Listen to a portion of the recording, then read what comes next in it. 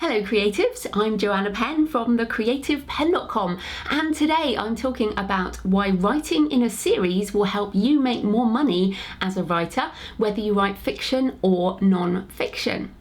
So why is this? Well, first of all, from the reader's perspective, we are now living in a sort of binge culture. So maybe, like me, you're excited about the next series of Game of Thrones, and when it arrives, you just binge watch the whole thing. You're just like, I'm gonna jump in and read everything, watch everything. But the same can be true of a favourite author. You discover someone new and you go and read their whole backlist. Or, for example, sometimes if I'm like, okay, I'm really in need of a Stephen King book, and I can go and always find more of his backlist. Now, interestingly, he doesn't necessarily write in a series, but he writes in a genre where I can expect a similar experience. So that's the main key. But from my own example, I write the Arcane thriller series, which currently has 9 books, and I'm writing the 10th at the moment. So they're available individually. Here's a couple of them, but they're also available in the mega blockbuster box set editions, which weigh a ton and are like a doorstop. So that's basically how and these are the print box sets. You can get them in the ebook box sets as well. And I'll come back to that in a minute. But the binge consumption culture means that if a reader discovers you, they are likely to go back and buy more. And the same is true for non-fiction. So of course it's not a story series, but it can be a topic series. So for me, I have books for writers, and here's some of them. And obviously they're aimed at the same target market. Now I've got 8 books now in these series of books for writers, and you can actually link them together with series metadata. So metadata is the fields when you publish, you can put in details. So the Arcane series is the Arcane thrillers, and they're all linked together, and the same with the non-fiction. So of course, from the business point of view, if we switch around from the reader point of view to the business point of view, you're going to make more money per customer.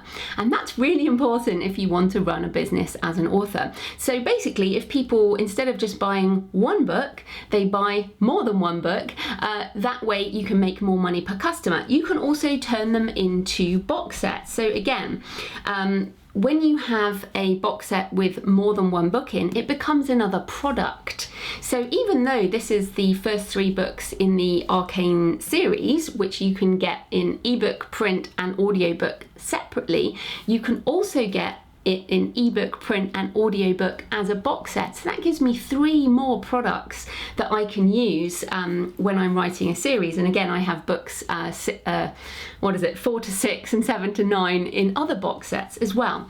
So basically, if you give value to the reader in a box set, you can use your series to create more products and more revenue per customer. And of course, if you write fiction, you have more time to develop your characters. So circling back to Game of Thrones, obviously over the massive books that George R.R. Martin did, in fact, each of his books are sort of as big as my box sets, but those characters are developed over longer period, and it's more manageable that way. So instead of writing a sort of 400,000 word book, think about writing more of a series. You could actually write 5 or 6 books that will go into that 400,000 word mega story. It's also easier to market a series of books because you can use the first book in the series, for example, as a permanently free, or doing free promotions on that first one over time.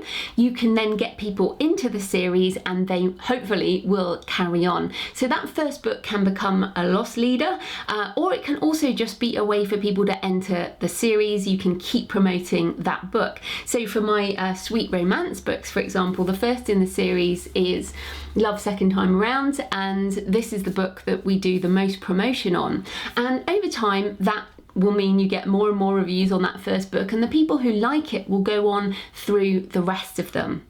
It's also easier to get merchandising opportunities on sites like Kobo and iBooks and even Nook if you have a free first in series or a first in series that's on promotion, because these sites understand that if people go into a popular series, they are likely to buy more books.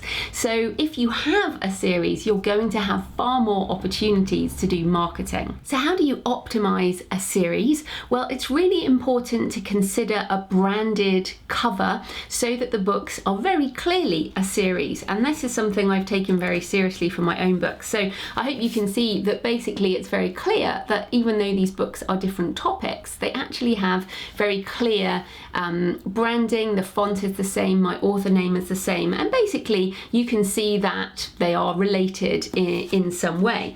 The same with my fiction for the Arcane books, and here's two of the Penny Appleton. They have a similar, well, exactly the same font, and with romance I'm also using a bigger author name because people will forget the names of novels, but they will often remember the name of the author over time, so that's a good reason to keep the author name so prominent. It's the same with my my thrillers, again, same font, similar looking design, and my JF pen there will always be the same and the same colour.